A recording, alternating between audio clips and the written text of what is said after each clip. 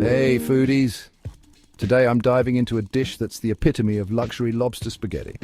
Imagine tender lobster meat, a rich tomato garlic sauce, and perfectly cooked spaghetti coming together to create a mouth-watering masterpiece.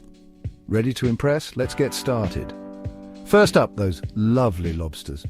If you want to elevate your dish, make a quick lobster stock. Just saute the reserved lobster shells in olive oil, add water, and let it simmer for 20 minutes. Strain it and set it aside. Optional, but oh so worth it. Now let's whip up our sauce. Heat some olive oil in a skillet over medium heat. Toss in your chopped onion and minced garlic and saute until they're soft and fragrant. Add crushed tomatoes, dried basil, and a splash of that homemade lobster stock or white wine. Let it simmer for 15 minutes while those delicious flavors meld together. Next, the star of the show, the lobster meat. In another pan, heat olive oil, saute garlic, and a pinch of red chili flakes if you like a bit of heat. Add the lobster meat and cook for just a few minutes. Deglaze with white wine and mix this into your tomato sauce.